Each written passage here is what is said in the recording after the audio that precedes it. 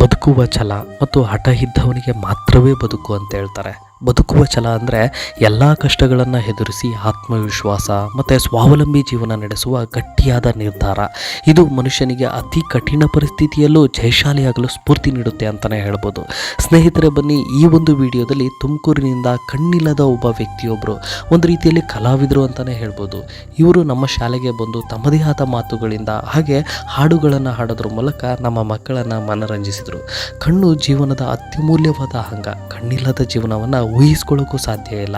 ಎಲ್ಲ ಇದ್ದು ಭಿಕ್ಷಾಟನೆ ಮಾಡೋರಿಗೆ ಇವರ ಜೀವನ ಒಂಥರ ಸ್ಫೂರ್ತಿ ಅಂತಲೇ ಹೇಳ್ಬೋದು.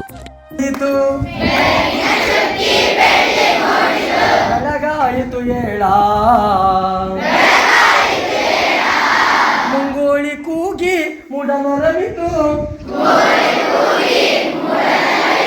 ಮುತ್ತಿಯ ನೀ ಮಾಡ ಬುದ್ಧಿಯ ಗಿತ್ತಿ ತಯಾರ ಮಾಡ್ಯಾಳ ಶಾಲೆಗೆ ಹೋಗಂತ ಹೋಗ್ಬೇಡಿ, ಸ್ವಲ್ಪ ನಿಧಾನಕ್ಕೆ ಗಟ್ಟಿಯಾಗಲಿ. ಬುದ್ಧಿಯ ಗಿತ್ತಿ ತಯಾರ ಮಾಡ್ಯಾಳ ಶಾಲೆಗೆ ಹೋಗಂತ. ಶಾಲೆಗೆ ಹೋದ ಮೇಲೆ ನಮ್ಮ ಜೀವನ ಬಾಳು ಬಂಗಾರ.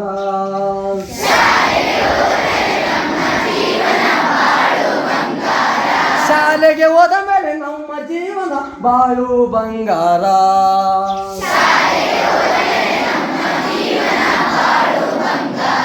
ಬಾಳು ಬಂಗಾರ, ಮಕ್ಕಳ ಜೀವನ ಉದ್ಧಾರ.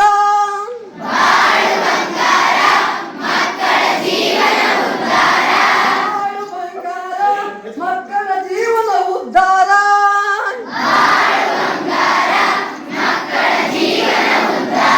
ಬೆಳಗಿನ ಚುಕ್ಕಿ ಬೆಳ್ಳಿ ಮೂಡಿತು, ಬೆಳಗಾಯಿತು ಏಳ. ಮುಂಗೋಳಿ ಕೂಗಿ ಮುಡನರವಿತು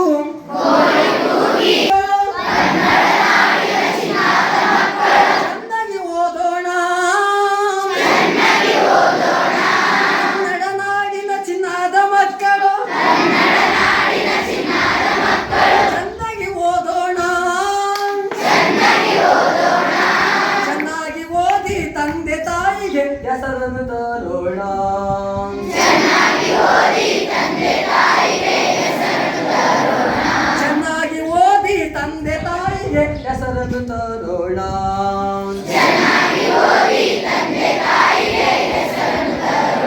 ಹೆಸರನ್ನು ತರೋಣ, ಶಾಲೆಯ ಕೀರ್ತಿಯ ಬೆಳಗೋಣ.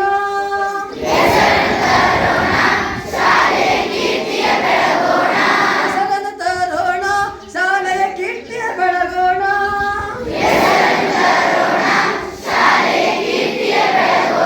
ಬೆಳಗಿನ ಚುಕ್ಕಿ ಬೆಳ್ಳಿ ಮೂಡಿತು, ಬೆಳಗಾಯಿತು ಏಳ.